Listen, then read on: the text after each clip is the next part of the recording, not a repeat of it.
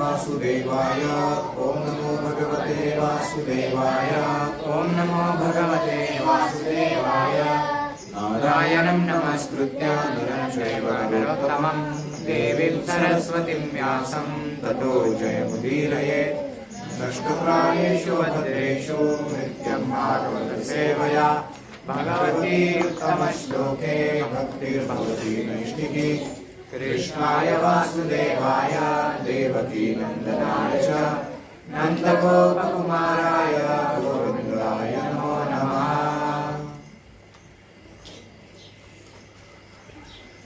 हरे कृष्ण। हम पढ़ रहे हैं उद्धव जी का कृष्ण स्मरण, जो वे विदुर जी को सुना रहे हैं। इंगितज्ञा कुरु प्रौढ़ा एका रामाश्च सात्वताः। सात्वतां वृषभं सर्वे भूता वाससंसत। यदुगण अनुभवी भक्त विद्वान तथा मनोवैज्ञानिक अध्ययन में पटु थे।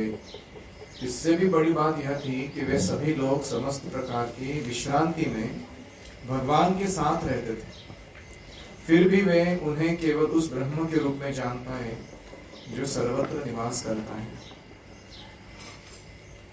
हरि ओम सहना भवतु सहना भुनक्तु सह वीर्यं करवावहै तेजस्विनावधीतमस्तु मा विद्विषावहै। ओम शांति शांति शांतिः। ओम ज्ञानविज्ञानस्य ज्ञानाञ्जनशलाकया चक्षुरुन्मीलितं येन तस्मै श्रीगुरवे नमः। जय श्री कृष्ण चैतन्य प्रभु नित्यानंद श्री अद्वैत गदाधर श्रीवासादि गौरभक्तवृंद।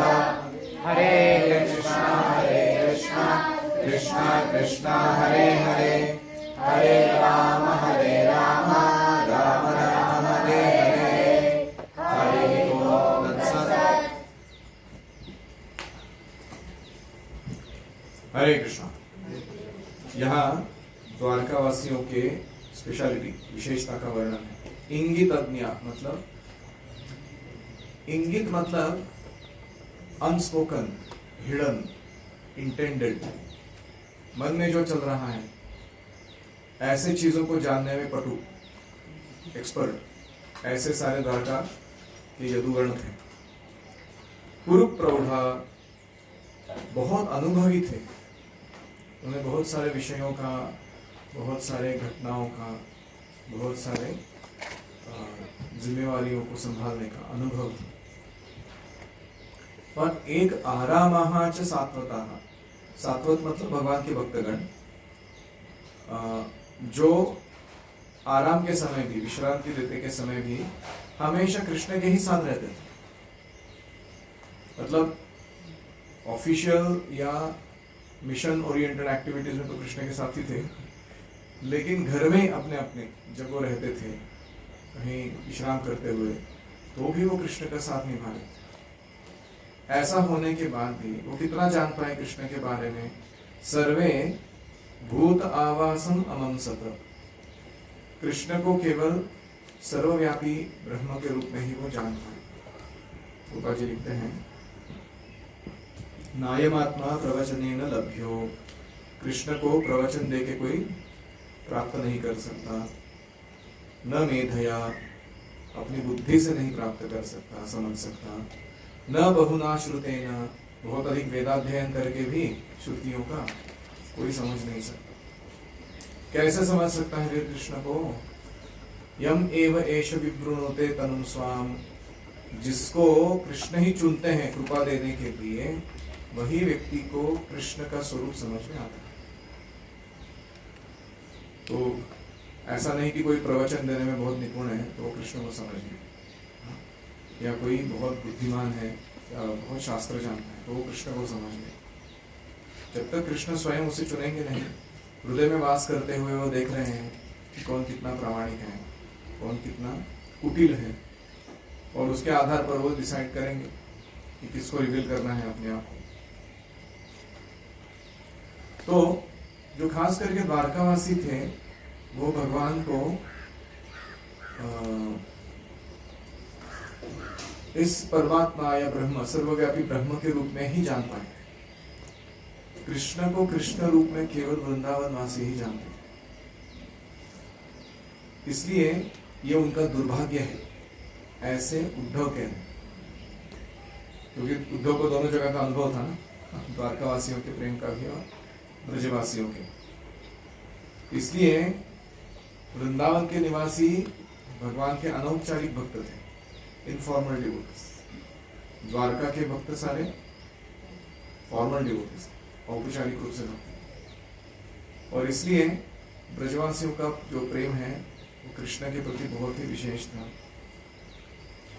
एको देवः सर्वभूताधिवासः अंतर्यामी विष्णीनां परदेवता, ऐसे बहुत सारे वर्णन आते हैं वेदों में कृष्ण के। तो यदुओं को कृष्ण क्या लगते थे? परमात्मा, उस रूप में वो स्वीकार करते थे और वो सोचते थे कि उसी परमात्मा ने हमारे परिवार में अवतार लिया है। इस भावना से उनको जानते थे। देवस्य मायया स्पृष्टा ये चान्यत् असदाश्रिताः भ्राम्यते धीर्न तद्वाक्यैर् आत्मनिष्ठात्मनो हरौ। भगवान की माया द्वारा मोहित व्यक्तियों के वचन किसी भी स्थिति में उन लोगों की बुद्धि को विचलित नहीं कर सकते जो पूर्णतया शरणागत है। बहुत ही विशेष श्लोक है, खास करके टीचर्स और लीडर्स के लिए।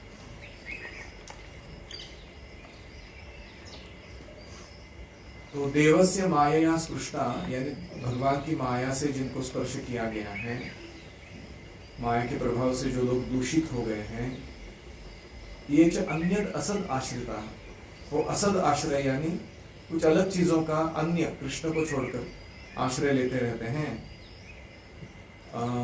जब माया से मन दूषित होता है। लेकिन कृष्ण भक्त जो है वो कैसे हैं? आत्मनि उक्त आत्मनो हरौ, अपने उक्त आत्मनः मतलब पूर्ण रूप से शरणागत। ऐसे जो विशुद्ध भक्त हैं वे भ्राम्यते धीर न तद्वाक्य ही, चाहे वो वेदों के वाक्य हो या किसी विद्वान के वाक्य हो या किसी माया के द्वारा भ्रमित परंतु बहुत ही प्रभावी व्यक्ति का प्रेजेंटेशन हो, उसके वाक्यों से शुद्ध भक्तों का बुद्धि कभी भटकती नहीं, क्योंकि वो कृष्ण की पूरी तरह शरण लेते हैं। तो जब सार्वभौम भट्टाचार्य और गोपीनाथ आचार्य वो जीजा साला थे और चैतन्य महाप्रभु जब जगन्नाथपुरी में आ गए तो गोपीनाथ आचार्य जानते थे महाप्रभु का स्वरूप क्या है और वो कितने स्वयं भगवान है। तो जब ऐसे वो कहने लगे तो सार्वभौम भट्टाचार्य बड़े विद्वान थे, वेदों को बहुत जानते थे, न्याय शास्त्र में पंडित थे, लेकिन वो ये नहीं जानते थे कि महाप्रभु स्वयं भगवान है। तो उनको लगने लगा, अरे मैंने तो कभी सारे शास्त्र में पढ़ा नहीं कि कलयुग में आते हैं भगवान, मैंने तो कहीं प्रेडिक्शन भविष्य किया गया वेदों के द्वारा देखा नहीं कि चैतन्य महाप्रभु के रूप में कभी कृष्ण आएंगे या विष्णु आएंगे स्वयं। तुम क्या बोल रहे हो ये बात? ऐसे वो उसको अपने बहनोई को डांटने लगे। तो गोपीनाथ आचार्य भड़क जाते हैं, वो बोलते हैं कि तुम्हारा जो दिमाग है ना वो ऐसे ऑयल केक के जैसा है जिसमें से सारा ऑयल निकल जा चुका है, और तुम्हारा ड्राई लॉजिक लगा लगा के तुमने इतना खुद को उबाऊ बना दिया अपने जीवन में कि तुमको भक्ति का जो आर्द्रता है वो स्पर्श भी नहीं कर पाता, तुम्हारे हृदय में इतना कठोर हृदय हो गया था। तो एक के बाद एक वो कोट करते हैं, महाभारत से कोट करते हैं, विष्णु सहस्त्रनाम से जो है, तो अलग अलग चैतन्य उपनिषद, वो बोलते हैं कि ये सब जगह पढ़ा नहीं तुमने, तुम तो शास्त्र के पंडित हो ना, महाप्रभु का वर्णन इधर इधर आता है, ये मुझे बताना पड़ेगा तुमको, ये क्या बात हुई, ऐसे कैसे विद्वान निकले तुम? तो ऐसे वो डांटने लगते। तो सर्व बताए कूल कूल, मैं सिर्फ फिलोसॉफिकल डिस्कशन कर रहा हूँ, तो पर्सनली क्यों ले रहा है इस चीज को कि मैंने तेरे साथ पंगा लिया करके। तो गोपीनाथ आचार्य बोलते हैं कि महाप्रभु को नहीं पहचान पाना इसी से समझ में आता है कि भगवत भक्ति का कृपा लेश मात्र भी तुमको स्पर्श नहीं की। अच्छा सारो भट्टाचार्य, इसका क्या गारंटी कि तुमको बड़ा स्पर्श किया है? मतलब चिढ़ाने के लिए बोलते। तो गोपीनाथ आचार्य कहते हैं कि क्या है श्लोक, प्रसाद लेशानुगृहीत एव जानाति तत्त्वं भगवन् महिम्नो न चान्यमेकोऽपि चिरं विचिन्वन् अथापि ते देव पदाम्बुजद्वयं प्रसाद लेशानुगृहीत एव हि। जिसको भगवान अपने प्रसाद कृपा देते हैं वही भगवान को जान सकता है। जानाति तत्त्वं भगवन् महिम्नो, भगवान की महिमा को समझ सकता है वो व्यक्ति। न चान्य एकोऽपि चिरं विचिन्वन्, जो शुष्क चिंतन में लगा रहता है। चिरम चिरम मतलब बहुत लंबे समय तक सिर्फ तर्क ही तर्क करता रहता है, उसको नहीं समझ में आते भगवान। तो ये सब वो कोट करते हैं। फिर सारो भट्टाचार्य कहते हैं कि ठीक है हम झगड़ा नहीं करेंगे इस टॉपिक पे, मैं खुद परीक्षा करना चाहूंगा, ऐसे मन में बोलते। और फिर बाद में जब उनको मौका मिलता है महाप्रभु को शिक्षा देने का, वो अपना माया दर्शन सुनाते हैं, महाप्रभु को हरा देते हैं। वो आत्माराम श्लोक के 19 डेफिनेशंस, अलग अलग व्याख्या, जो सारो भट्टाचार्य ने व्याख्या किया था उसको छुए बिना ही अलग ही व्याख्या दे दी। तब उनको समझ में आता है कि ये व्यक्ति कोई सामान्य व्यक्ति नहीं। फिर वो शरणागत। तो इसलिए भगवान के विषय में बहुत सारे लोग अनुमान लगाते रहते हैं, भिन्न भिन्न अनुमान कि भगवान है कौन। इतना ही नहीं, कुछ लोग शास्त्रों में विश्वास रखते हैं और कुछ लोग अपने तर्क पर विश्वास रखते हैं। उनका अपना ही एक तरीका होता है। भगवान जन्म कैसे लेते हैं, अंतर्धान कैसे होते हैं, लीला कैसे रचते हैं, उसके बारे में अलग अलग लोगों ने अलग अलग तर्क लड़ाए हुए हैं इस जगत में। और बहुत बार क्या देखते हैं हम, उनके तर्क माया द्वारा मोहित होते हैं। अजीब तरीके के तर्क लगाते हैं लोग कभी कभी। जैसे फॉर एग्जाम्पल जैन मुनि होते हैं कुछ, उनका कहना है कि कृष्ण कर्म के नियम के अधीन है, और कृष्ण ने क्योंकि झूठ बोला, इतना संहार कराया, हिंसा कराई कुरुक्षेत्र में, तो अगले जन्म में उनको उसको भुगतना पड़े। कृष्ण कहते हैं कि नमाम कर्माणि लिम्पन्ति, कर्म का नियम मुझे नहीं बांधता, नवे कर्म फले स्पृहा, मुझे कर्मफल नहीं चाहिए। इति माम यो भी जानाति कर्म भी न सबध्यते, जो ऐसे मुझे जानता है वो भी कर्म के बंधन में फंसता नहीं। कृष्ण को जानने से कोई कर्म बंधन में नहीं फंसता, तो कृष्ण कैसे कर्म बंधन में फंसेंगे? तो इसलिए अलग अलग तर्क लगाए हुए हैं लोग, कृष्ण है क्या। तो कुछ लोग हैं उनको नकारने में, और कुछ लोग उनको स्वीकार करने में कंडीशनली, किसी एक हेतु पुरस्सर उद्दिष्ट के लिए ऐसे बैठे हुए हैं। तो प्रभुपाद कहते हैं माया बलपूर्वक कार्य करती है, जो भगवान से ईर्ष्या करते हैं उनके ऊपर। ऐसे लोग उच्च संसारी शिक्षा के बावजूद भी श्रद्धा विहीन होते हैं, नास्तिकता में बने रहते हैं, और वे हमेशा यह स्थापित करना चाहते हैं कि कृष्ण कोई सामान्य पुरुष थे। और पृथ्वी के आसुरी राजाओं, धृतराष्ट्र के पुत्रों, जरासंध इत्यादि को मारने का षड्यंत्र करने के पापों के फलस्वरूप भगवान को एक शिकारी द्वारा मारा गया। ऐसे इनका लॉजिक होता है। तो भगवान के जो विशुद्ध भक्त होते हैं, जो उनकी शरण लिए हैं, जैसे पांडव थे, वे ऐसे सब सुनने के बाद भी तर्क, इस संबंध में उनकी बुद्धि कभी विचलित नहीं होती। वो सही से जानते हैं कि असुर लोग कृष्ण की भर्त्सना करना चाहते हैं, लेकिन कृष्ण का वास्तविक स्वरूप ऐसा नहीं है।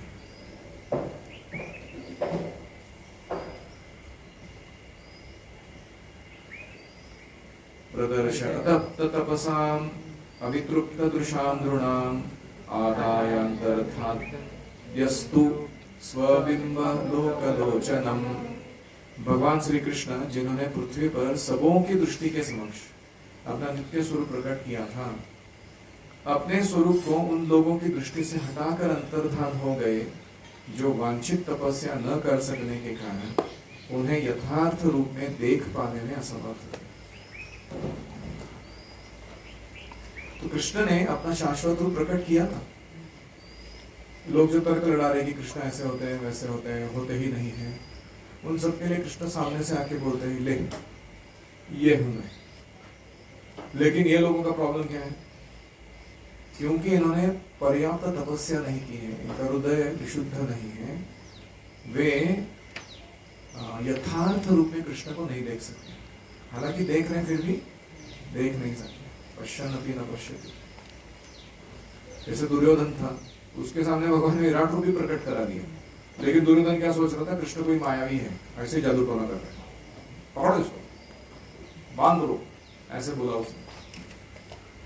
तो भीष्मदेव उठ के खड़े हो गए, डांटे दुर्योधन को, अरे मूर्ख उसे समझ में आ रहा है तू भगवान तुम्हें विराट रूप दिखा रहे और तुम उनको पकड़ने की भाषा कर रहे हो, जेल में डालेंगे।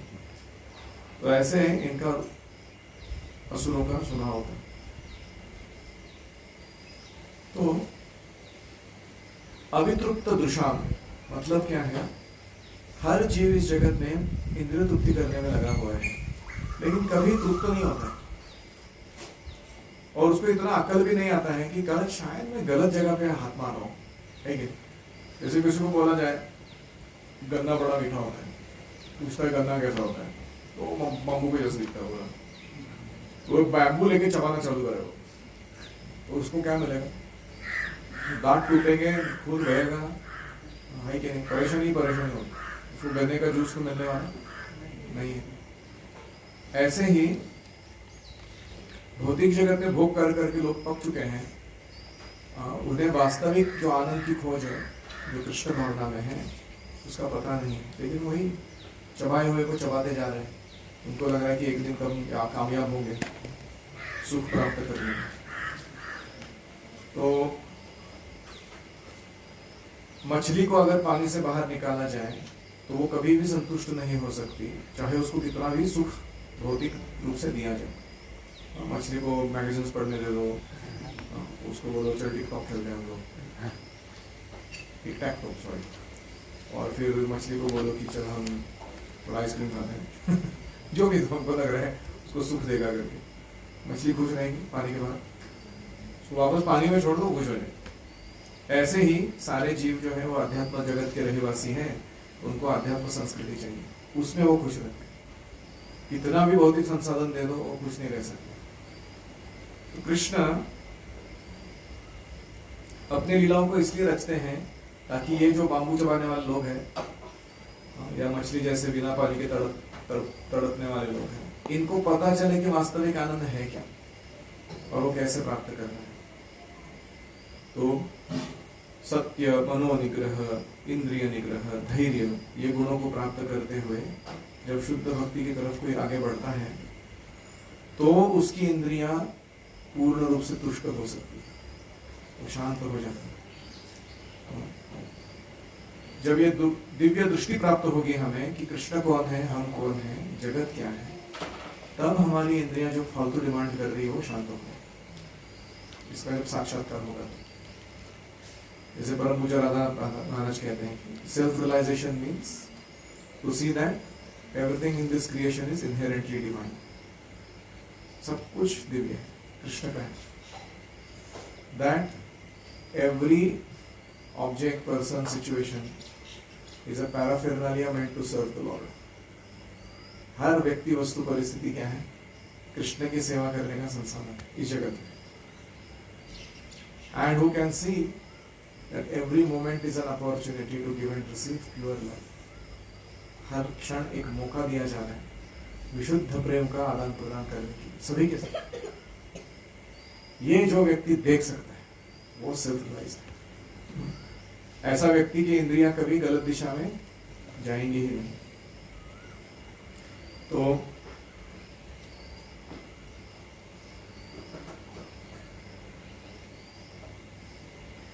जब भगवान प्रयाण किए तो एक माया से बना हुआ देह भी पीछे छोड़कर गए नास्तिकों को भ्रमित करने के लिए, ताकि वो बोल सके कि देखो कृष्ण का भी भौतिक शरीर था, हा हा। लेकिन भगवान ने अपना शरीर ऐसा नहीं छोड़ा जो सामान्य जीव छोड़ते हैं। तो श्रद्धा विहीन लोगों को लगता है कि कृष्ण जो है वो भौतिक शरीर त्याग किए, भक्त जानते हैं कि कृष्ण का भौतिक और आध्यात्मिक ऐसा कोई भेद है नहीं, शरीर और आत्मा में भेद नहीं। वो अपने उसी दिव्य स्वरूप में पुनः भगवत धाम चले गए। तो हमें क्या करना है हमारे जीवन में? We have to purify our vision and our senses by sufficient austerity. जब तक हम तपस्या नहीं उठाएंगे दिव्य तप, भक्तिमय जीवन में 4 नियम है, 16 माला है, भक्तों का विनम्र सेवक बनने का प्रयास है, ये तपस्या है। कलयुग में आसान नहीं है ये काम। ये तपस्या अगर कोई उठाता है तो धीरे धीरे उसकी इंद्रियां शुद्ध होती, और उस शुद्ध इंद्रियों के द्वारा वो भगवान के स्वरूप को भी समझने लगता है, और उसकी इंद्रियां उससे फालतू भौतिक चीजें डिमांड करना भी छोड़ देती। वो तपस्या का फल है। अगर हम ऐसा नहीं करेंगे, हम भक्तों में दोष ढूंढेंगे या फिर भक्ति में प्रक्रिया जो है हमारी उसको आलस करेंगे, ठीक से नहीं करेंगे, तो क्या होगा? तो तपस्या पूर्ण नहीं होगी इस जन्म में, और कृष्ण का यथार्थ दर्शन हम नहीं ले पाएंगे। हम कितना भी आके भगवान के सामने घंटों खड़ा क्यों ना रहे, फिर भी कृष्ण को नहीं देख पाएंगे, क्योंकि कृष्ण उसे ही प्राप्त होते हैं जिसकी निश्चल भक्ति से वो प्रसन्न होते हैं, जिसे अपनी कृपा यन्मर्त्य लीलोपैकं स्वयोग मायाबलं दर्शयता गुरीतं विश्वापनं स्वस्य च सौभगर्थे परम पदं भूषणांगं। भगवान अपनी अंतरंगा शक्ति योग माया के द्वारा मर्त्य लोक में प्रकट हुए। वे अपने नित्य रूप में आए जो उनकी लीलाओं के लिए उपयुक्त है। ये लीलाएं सबों के लिए आश्चर्यजनक थी, यहाँ तक कि उन लोगों के लिए भी जिन्हें अपने ऐश्वर्य का गर्व था, जिसमें वैकुंठपति के रूप में भगवान का स्वरूप भी सम्मिलित है। इस तरह उनका, श्री कृष्ण का दिव्य शरीर समस्त आभूषणों का आभूषण है। क्या सुंदर स्तुति है उद्धव जी का।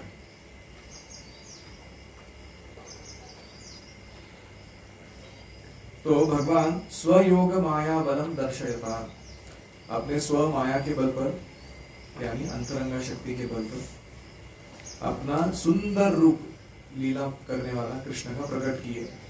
दिखने में मर्त्य लीलोपैकम, ऐसा लगता था कि मनुष्यों के साथ लीला करने के लिए उपयुक्त ऐसा देह धारण किए हैं वो। लेकिन विस्मापन, कैसा था वो कृष्ण का रूप या उनकी लीला? विस्मापनम मतलब आश्चर्यजनक। किसको आश्चर्यजनक? स्वस्य च सौभगर्धे, जो ऐश्वर्य में बहुत बढ़े चढ़े लोग हैं, जिनको लगता है कि अरे मेरे जैसा तो कोई एंजॉय कर ही नहीं रहा है। इंद्र हो, ब्रह्मा जी हो, या कोई भी महानतम देवता हो, अगर उनको लग रहा है कि बहुत विशेष मैं हूं, ऐसा कोई, मेरा ऐश्वर्य कितना महान है, तो उनको भी आश्चर्य लगे। ऐसा एंजॉयमेंट भगवान ने दिखाया, ऐसा ऐश्वर्य भगवान ने प्रकट किया लीला के द्वारा। वो कह रहे हैं कि स्वस्य च मतलब स्वयं वैकुंठपति हो, अगर नारायण या विष्णु के अन्य रूप हो, वो भी अगर कृष्ण लीला देखते तो लगता था उनको कि अरे हम तो कुछ एंजॉय नहीं कर रहे ये व्यक्ति सबसे सुंदर एंजॉय करता है ऐसे उनको लगेगा। ऐसी लीलाएं कृष्ण ने रची। परम पदम भूषणम भूषणांगम, ऐसे ऐश्वर्यवान भगवान सारे आभूषणों के आभूषण है। यानी जनरली क्या होता है, व्यक्ति स्वयं को सुंदर बनाने के लिए आभूषण पहनते हैं कि नहीं? जैसे कान में लोग बाली डालते हैं, नाक में कुछ डालते हैं, बिंदी लगाते हैं, वो चंद्रिका वगैरह। तो उससे क्या होता है कि व्यक्ति और सुंदर लगने लगता है। जितने अच्छे अच्छे आभूषण, तलम वस्त्र वो पहनता है, उतना और आकर्षक लगने लगता है। कृष्ण के बारे में उल्टा है। कृष्ण इतने सुंदर हैं कि जब उनके ऊपर आभूषण पहनाए जाते हैं तो आभूषण सुंदर लगने लगते हैं।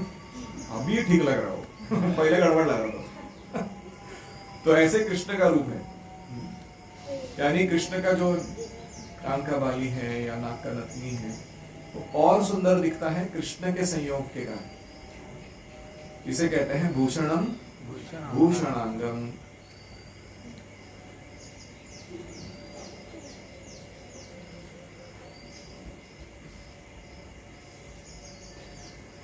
तो सरल भाषा में कहना है तो कृष्ण की व्रज लीला ये वैकुंठ लीला से भी अधिक आकर्षक है। इतनी आकर्षक है कि स्वयं महाविष्णु कृष्ण का दर्शन करना चाहते हैं। पता है ना स्टोरी? वो अर्जुन प्रण लेता है, मैं इस ब्राह्मण के सारे बालकों को जो मर रहे बचाऊंगा, बचा नहीं पाते क्योंकि खुद महाविष्णु स्टील करे। अभी महाविष्णु चोरी वोरी करेंगे तो कौन पकड़ सकता है उसको, ठीक है। और क्या चाहते हैं वो महाविष्णु कि अर्जुन का जान बचाने के लिए कृष्ण जरूर आएंगे, वो मेरे धाम में प्रवेश करेंगे और फिर मुझे उनका दर्शन प्राप्त होगा। ऐसे कृष्ण के ही स्वयं के रूप, कृष्ण के रूप का आस्वादन करना चाहते। तो भगवान की लीलाएं जितने भी अन्य अवतार हुए हैं, राम, नरसिंह, वराह, उनके लिए भी आकर्षक है।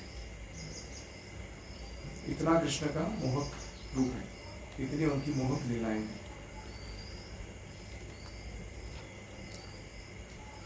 यद्धर्मसूनोर्बत राजसूये निरीक्ष्य दृक्स्त्वन्त्ययनं त्रिलोकः कार्ष्णेन चाप्येह गतं विधातुर्अर्वाच्युतौ कौशलमित्यमनन्यत। महाराज युधिष्ठिर द्वारा संपन्न किए गए राजसूय यज्ञशाला में उच्चतर, मध्य तथा अधोलोकों के सारे देवता एकत्र हुए थे। उन सबों ने भगवान कृष्ण के सुंदर स्वरूप को देखकर विचार किया कि वे मनुष्यों के सृष्टा ब्रह्मा की चरम कौशलपूर्ण सृष्टि है। तो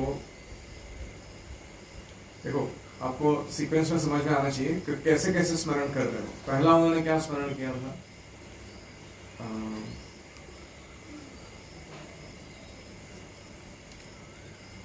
कि कृष्ण अभी भगवत धाम चले गए हैं और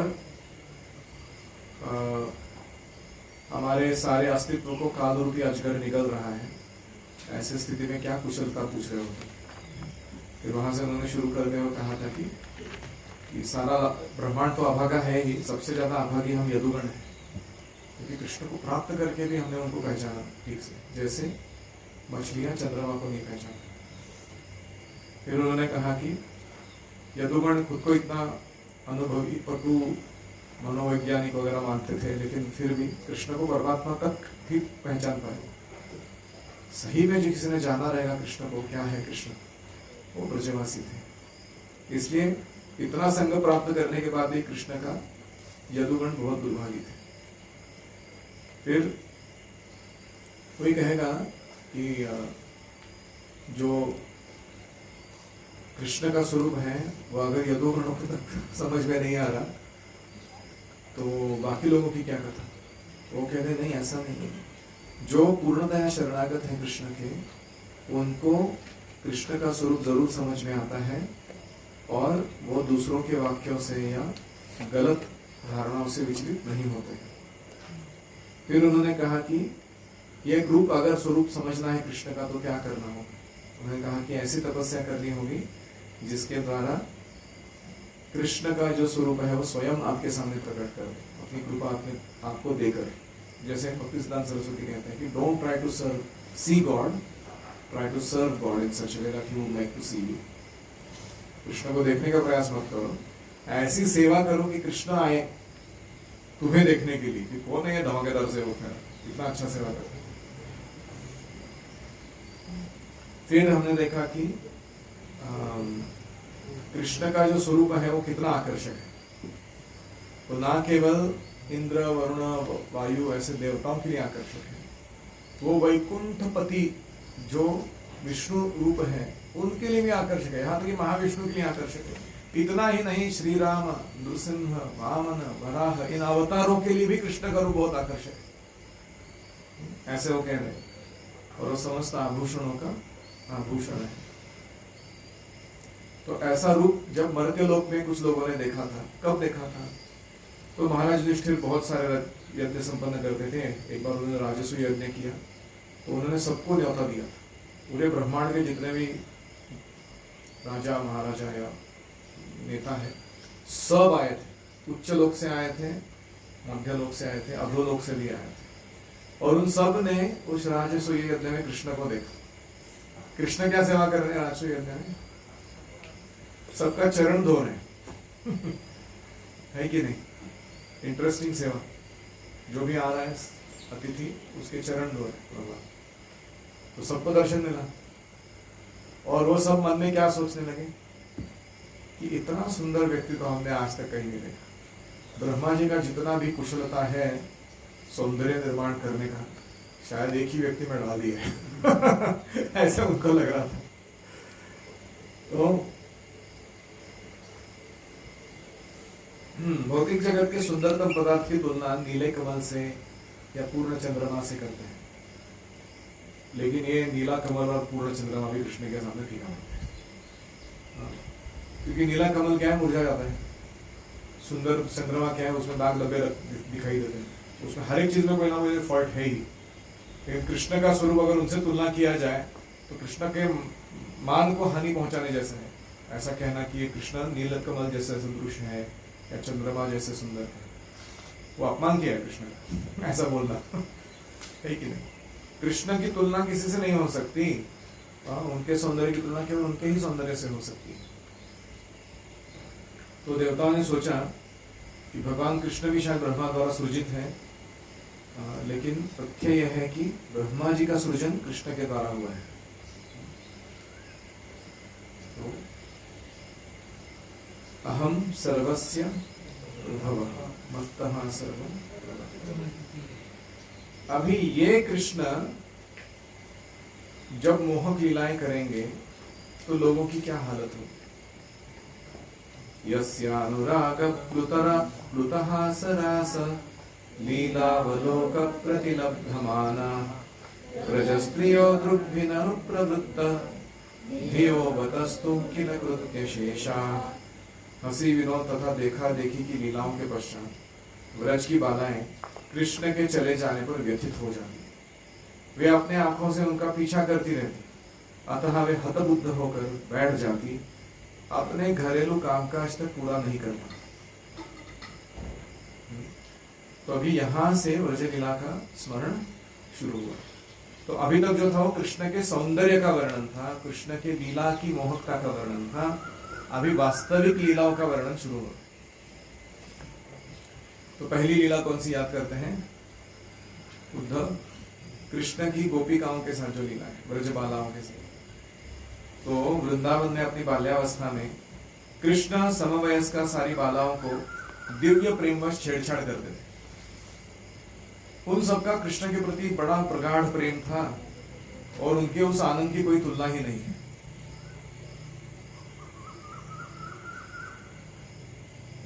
ब्रह्मा शिवा ऐसे देवताओं से भी बढ़कर भगवान के ऊपर स्नेह अगर किसी का था तो ये ब्रज की बालाओं का था। और कृष्ण जब इनके साथ कुछ जैसे हंसी मजाक करते थे, विनोद करते थे, या देखा देखी यानी ग्लांसिंग बोलते हैं उसको। आप सब लोग 15-16 साल के हो जाओगे तो आपको अनुभव आएगा कि कोई लड़की देखने के बाद आप नजर हटा नहीं पाते हो, फिर वो आपको देखती है, फिर आप उसको देखते हो, उसमें आंखों ही आंखों में इशारे होते हैं। तो लोग बड़े काम वासना में एकदम कामदेव ने मारे हुए 5 बाणों को लेकर ऐसे व्यथित हो जाते हैं कि वो क्या बड़बड़ कर रहे हैं, क्या सपने देख रहे हैं, क्या अजीब तरीके के हरकत कर रहे हैं, उनको खुद को ही पता नहीं चलता। तो ये ओरिजिनली कहाँ से आता है? ये भगवान के नाम से आता है। वहां उधर वो शुद्ध स्वरूप में है और इधर वही विकृत स्वरूप में देखा जाता है। तो देखा देखी जो लीलाएं हैं उसके कारण वो गोपियां जो है वो ऐसे अवाक रह जाती थी कृष्ण के साथ आदान प्रदान मिलने के बाद कि जब कृष्ण चले जाते थे वो लीला समाप्त करके तो वे पूरी हतबुद्ध हो जाती थी। वो ऐसी क्या कहते हैं ना, क्या हो गया, खोए खोए से लगते हो। तो आदमी पूरा एकदम बैठ गया हो, उसे कोई काम ही नहीं हो रहा। घर के घरेलू कामकाज जो होते हैं कोई काम ही नहीं कर पा रहे हो। लोग आके पूछ रहे क्या हो गया तुमको, कहाँ खोए बैठे हो? मैं क्या बताऊं, मैं कृष्ण का स्मरण कर करके मैं अपने आप को परेशान कर रहा हूं। तो ऐसे उनका स्नेह था। अभी इतना प्रगाढ़ स्नेह था कृष्ण के ऊपर कि कृष्ण स्वयं कहते हैं कि मैं तुम्हारे इस प्रेम के सामने पराजय स्वीकार करता हूँ, मैं इसका तुलना नहीं कर सकता। तुम जितना प्रेम देते हो मेरे को, उतना मैं रिटर्न में नहीं कर सकता, इतना तुम्हारा मेरे पर प्रेम है।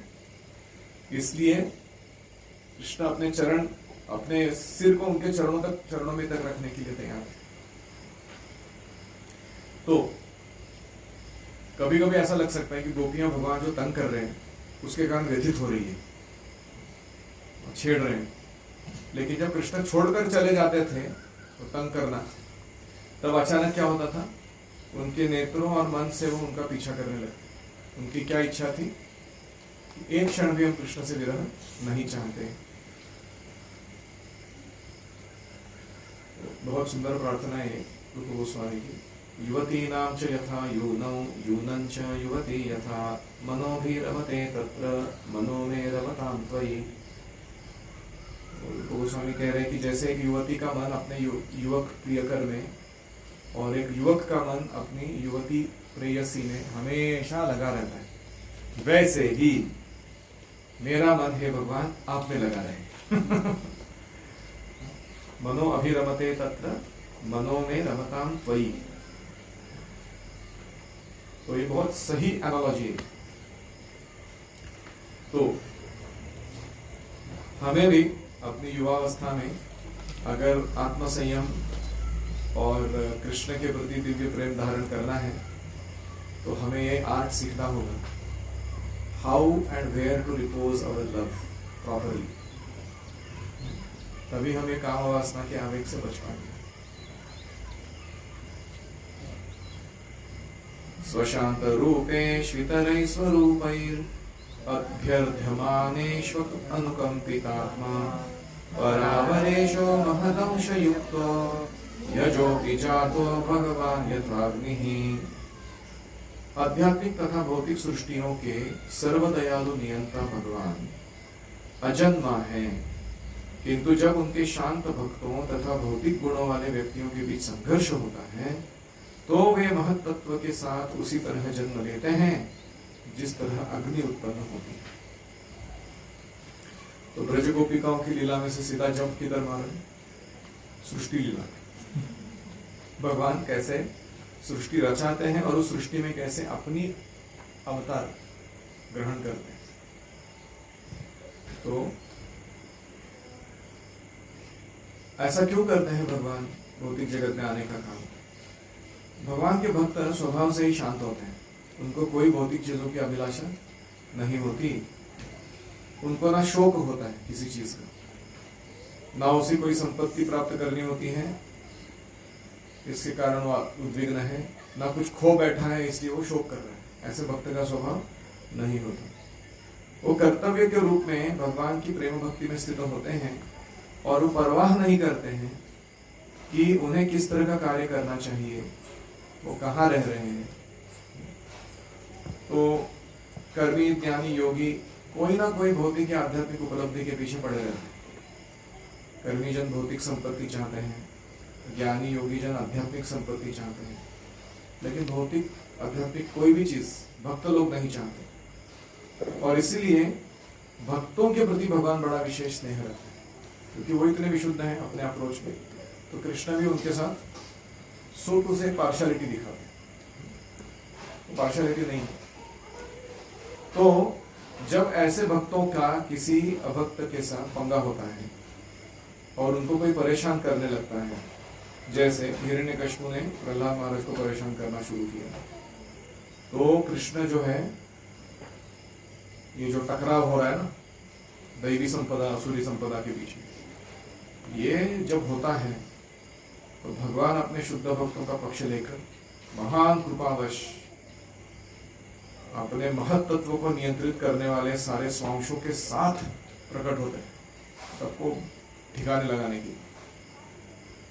यानी महत् तत्व को नियंत्रित करने वाले सारे जितने भी करोड़ों देवताएं हैं या अन्य अवतार है भगवान के, वो सब किसके रूप में होते हैं? कृष्ण के। वो कृष्ण के शरीर में भी होते हैं और कृष्ण के परिकर के रूप में, मतलब एसोसिएट्स के रूप में भी अवतार लेते हैं सारे के सारे। परित्राणाय साधूनां विनाशाय च दुष्कृतां, वो काम भगवान का मिशन में मदद करने के लिए। और इसलिए ऐसा बैकअप अगर किसी को मिल जाए, किसी से डरेगा हो। हम देखते हैं कि प्रभुपाद जब जलदूत पे जा रहे थे तो उनको हार्ट अटैक आए, तो यही सारे अवतार और यही सारे देवतागण प्रभुपाद को आश्वस्त करने के लिए आए, बोले कि स्वामी जी आप चाहिए, मिशन पे चलते रहिए, हम सब आपके साथ है, कोई चिंता की बात नहीं। ऐसा अश्योरेंस अगर कोई देगा तो ये तो गारंटीड है कि ऐसे संघर्ष में हमेशा भक्त ही विजयी होंगे।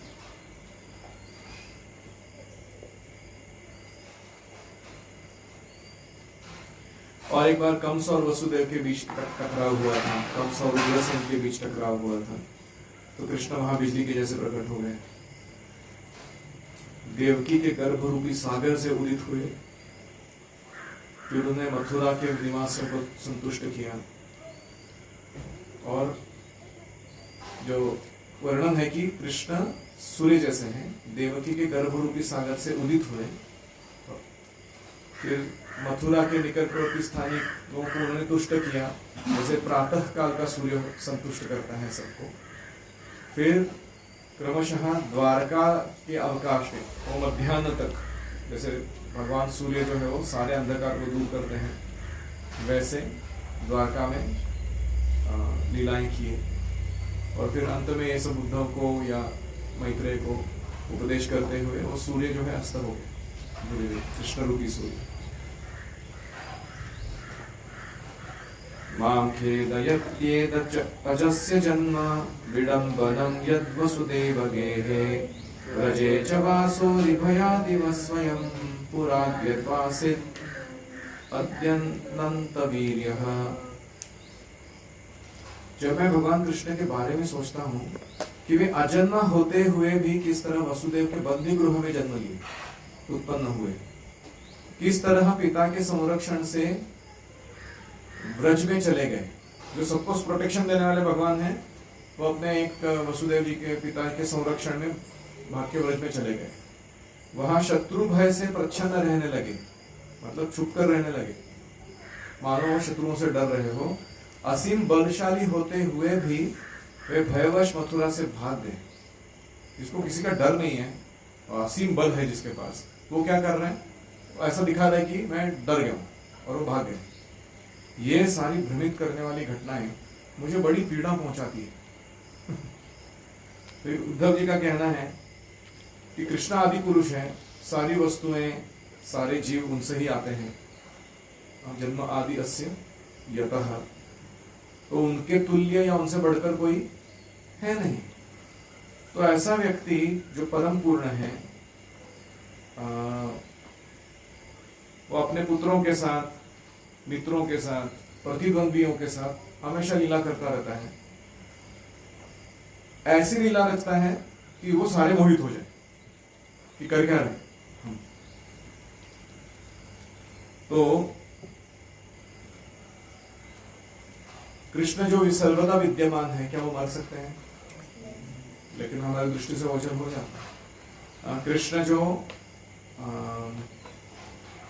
सर्वशक्तिमान है और जन्म अजन्म के परे हैं, जय पराजय के परे हैं, और भय और अभय से भी परे हैं। तो ये सारे जो लीलाएं रचते हैं भगवान, जिसमें ये विरोध जहां जहां प्रकट हो रहे हैं, वो किसी को मोहित नहीं करेंगे, उसके बारे में सोच सोच कर उसको पीड़ा नहीं होगी। तो ऐसे ही उद्धव जी कह रहे हैं। तो हम क्या समझ सकते हैं इसमें कि जैसे कोई पिता होता है ना, रूपा जी उदाहरण देते हैं, वो ग्लैडस्टोन करके कोई ब्रिटिश वाइसरॉय या कोई बड़ा ऑफिसर था, वो उसको मिलने के लिए गए लोग। तो सिपाही चपरासी ने बोला कि अंदर नहीं जा सकते, बहुत इंपॉर्टेंट मीटिंग चल रही है। और बहुत देर वेट किया उन लोगों ने, तो वो तो खत्म होने का नाम ही नहीं ले रहा उसका मीटिंग। तो उन्होंने बोला थोड़ा देखो तो सही अंदर क्या है। तो उसने जब दरवाजा खोला तो क्या दिखा, जो ग्लैडस्टोन करके वो वॉइसरॉय था शायद, वो कोई बड़ा ऑफिसर, उसका पोता जो है उसकी पीठ पे बैठा है और उसको घोड़ा बना के वो ऑफिस में दौड़ा रहा है। मतलब उसको हर तो आवाज करके फटके मार के एकदम चाबुक से, घोड़े इधर चल, घोड़े उधर चल, तो वो सब करा रहा था। और वो ग्लैडस्टोन भी वो जिधर बोल रहा है उधर जा रहा था। तो प्रभुपाद जी कहते हैं कि कृष्ण की लीलाएं भी ऐसी ही है। हालांकि कृष्ण इतने सर्वशक्तिमान हैं, उनके भक्तों उनको जिधर जो जैसे नचा रहे हैं और वो प्रेम के कारण जो भी आदेश दे रहे हैं वो सब कृष्ण पालन कर रहे हैं। और इसीलिए जो कृष्ण की महानता को जानता है वो उनकी मधुरता से मुग्ध हो जाता है। मतलब इतना महान व्यक्ति इतना मधुर कैसे हो सकता है। और जो कृष्ण की मधुरता को जानता है, इतना स्वीट है व्यक्ति, वो उनकी महानता में पीड़ा महसूस करता है कि अरे मैं कहीं अपराध ना कर दूं। जैसे अर्जुन सोचता है ना जब विराट रूप दिखता है तो कि इसको मधुर मान के मैंने क्या कुछ नहीं किया इसके साथ। अपराध बड़े कर दिए मैंने, तो पीड़ा होती, व्यथा होती, तो करे तो क्या करे। तो God is great and God is sweet, दोनों भी। जनरली कोई ग्रेट होता है ना तो स्वीट नहीं होता वो, जैसे द ग्रेट खली और द ग्रेट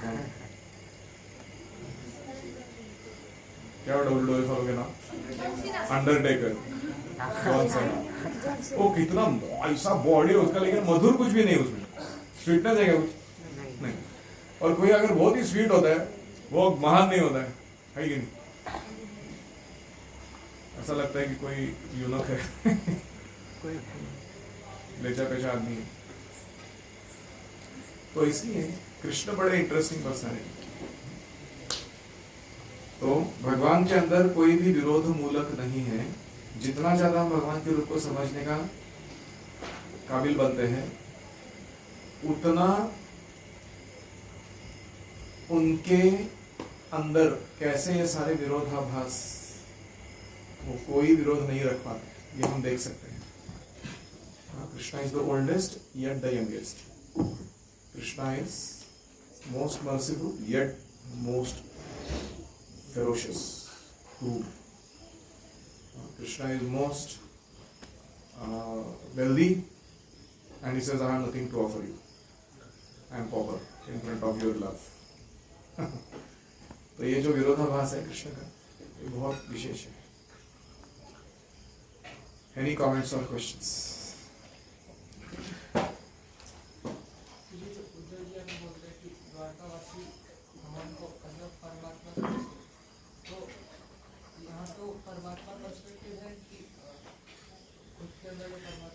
जो पर्सपेक्टिव हो यह है कि कृष्ण के ऐश्वर्य को जानते हैं, वो ऐश्वर्य मिश्रित भक्ति है उनका।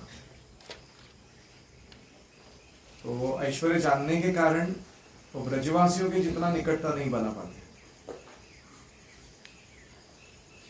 देखो ये जो दुर्भाग्य वगैरह बात कर रहे हैं ना, वो थोड़ा हमारे सिलेबस के बाहर का चीज है। वो उनके बीच में चल रहा है। ऐसा नहीं कि हमको सीरियसली लेना चाहिए उसको, क्या अरे ये शायद दुर्भाग्य था। ऐसा नहीं है वो। जैसे राधा रानी कहती है मैं सबसे दुर्भागी हूँ क्योंकि मैं कृष्ण की ठीक से सेवा नहीं करती हूँ, तो वो सीरियसली नहीं लेना होता। ऐसा नहीं कि राधा रानी दुर्भागी, ऐसा नहीं हो। वो शुद्ध भक्तों के अपने भाव है कृष्ण के प्रति व्यक्त कर रहे हो। हमको ऐसे उसको मतलब जैसे आज सुबह सुना ना, हरीशौरी प्रभु is saying that I seek blessings of Prabhupada who has made this dog dance. हम क्या बोले, हरीश्वरी प्रभु इज अ डॉग, नहीं, वो उनका भाव है, उसको लिटरली नहीं लेना होता। तो वो बोल रहे हो, यदुओं को बोल रहे कि सब दुर्भाग्य थे, मैं भी दुर्भाग्य था, ऐसा कुछ नहीं है। सारे सौभाग्यशाली लोग हैं वो। हमारे लिए तो आउट ऑफ सिलेबस है सब काम। हमको सिर्फ रिलीज करना है उनके भाव को। उसको एनालाइज करते बैठेंगे तो पागल हो जाएंगे हम।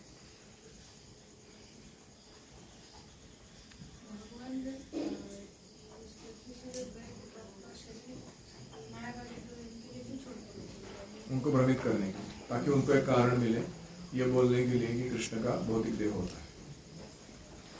और लोग जो भक्ति स्वीकार नहीं करना चाहते हैं, ऐसे नास्तिक लोग हैं, वो दूर ही रहे थोड़ा भक्ति से। क्यों? मतलब कृष्ण का चॉइस है, तुम कौन होते हो पूछना? तुम्हारा अपना चॉइस है कि नहीं लाइफ में? जैसे तुमने ये घड़ी खरीदे, क्यों? तुमको अच्छा लगा, बस बात खत्म। लेकिन उसका हर एक चीज का लॉजिकल एक्सप्लेनेशन होता है। यस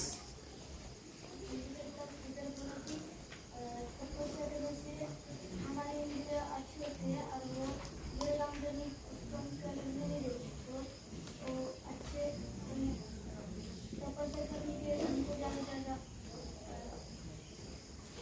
जो भी होगा तो उसका पालन करना। हाँ, तपस्या करने के लिए तपसा ब्रह्मचर्येण शमेन च दमेन च त्यागेन सत्य शौचाभ्याम यमेन नियमेन वा। ब्रह्मचर्य के रूल्स है बहुत सारे, उसकी तपस्या ही वही है।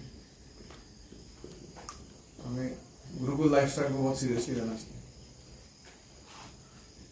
तो जी ये बहुत इंटरेस्टिंग लगा है कि भगवान कृष्ण का रूप देखकर उनका अन्य अवतार ये आकर्षित आकर्षित होते हैं। लाइक स्वयं मतलब स्वयं एक्सपेंशन है, कोई डिफरेंस नहीं है बोलते हैं, लेकिन ऐसा क्या ऐसा विशेष डिफरेंस हम कैसा इसको समझते हैं? कैसे समझ सकते हैं कि कृष्ण के ही स्वांश हैं, वो कृष्ण के रूप से मोहित हो जाते हैं। हालांकि वो सेम पर्सन तो वही है, वो तो same person but different personality. व्यक्तित्व अलग है, व्यक्ति एक ही है। तो नारायण जो है, जब जैसे हम कहते हैं ना कि उनमें 60 गुण हैं और कृष्ण में 4 अधिक गुण हैं, तो आकर्षित होंगे कि नहीं? हालांकि स्वांश है, विष्णु भी वैसे ही आकर्षित होते हैं। यहां तक कि कृष्ण भी खुद के रूप से आकर्षित होते हैं। एक बार और छोटे बच्चे के जैसे किसी पिलर में जो स्फटिक मणि का बना है, उसमें अपना प्रतिबिंब देख लेते हैं कृष्ण, और वो आश्चर्य, छोटा बालक है कृष्ण, वो आश्चर्य करने लगता है, वो अद्भुत सौंदर्य वाला बालक कौन है, वो दूसरा उधर बैठा हुआ है अपना ही प्रतिबिंब देखे, ऐसे आश्चर्य करते रहते हैं। तो Krishna can do these things because Krishna is Krishna. Of course, हम भी ऐसा करते हैं, अपना ही चेहरा देख के थोड़ा शेविंग वगैरह, हेड शेविंग वगैरह करने का हम सराहना करते हैं, कितना सुंदर रूप है ये। लेकिन हमको नहीं मालूम कि पंचधातु से, पंचभौतिक तत्वों से बना हुआ है। ओम हरे कृष्णा कृष्णा कृष्णा हरे हरे, हरे राम राम राम हरे हरे, हरि ओम तत्सत्। श्रील प्रभुपाद की जय। समवेत गौर प्रेमानंदे हरि हरि बोल।